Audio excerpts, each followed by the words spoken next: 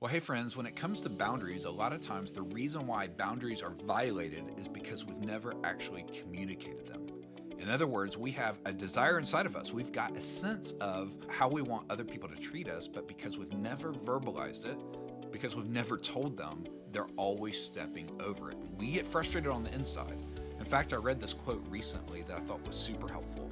We tend to either bottle up or blow up. Occasionally, we also cover up. We lie to them and we lie to ourselves when we fail to confront.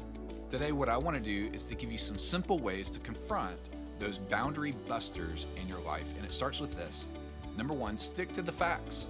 Stick to the facts. A lot of times when we're frustrated, we'll embellish the facts. We'll describe the story in our head that didn't actually take place. And so one way to think about this is if there was a detective on the scene and they were asking you to describe what actually happened, they would cut out all the emotion, they would cut out all the intuition that you have with that, innuendo that you have with that, and they would write down just the facts. So stick to the facts. Don't be historical where you're pulling out old problems, just stick to the facts. Number two, watch your words and your body language very carefully. Sometimes there will be a disconnect between what we say and what our body is actually communicating. So when it comes to confronting things, make sure your words and your body language are in alignment. In other words, come from a positive state. If you come from an aggressive state, or if you come from this passive aggressive state, you're not going to get the end result that both of you desire. Number three, when people become furious, you become more curious. What I mean by that is oftentimes when we're confronting people that maybe aren't in the best place emotionally, they'll get angry. They'll display that emotion. And in that moment, the temptation might be for you to take the bait. The temptation might be for you to jump in and to mirror their frustration and just that level of anger. But instead, when they get furious, become more curious. Come from a posture of learning. Ask honest, open questions, not leading questions, not judgmental questions, but come from this place of true curiosity where you say, tell me more about that. I can tell this is important to you. Why are you feeling that way?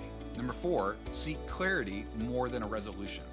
In other words, where there's friction and where there's this boundary dispute, instead of trying to come to a perfect ending, try to get more clarity, because clarity is super helpful when it comes to boundaries, getting super clear. You may not be able to meet what their expectations are. That's okay. Your job is not to meet their expectations. Your job is to have healthy boundaries for you. And then number five, look at ways that you can change yourself.